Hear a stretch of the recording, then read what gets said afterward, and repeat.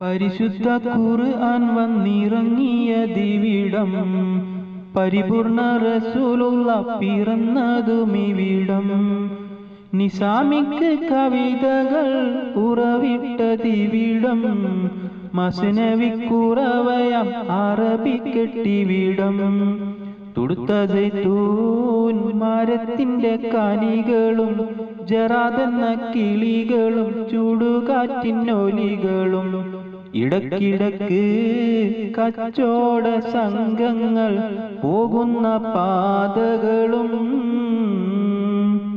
ഒട്ടകങ്ങൾ വരി വരി വരിയായി, കാരക്ക മരങ്ങൾ നിര നിര നിരയായി, ഒട്ടിട വീട്ടുയരത്തിൽ മലയുള്ള മരുഭൂമി വിലസിടുന്നു.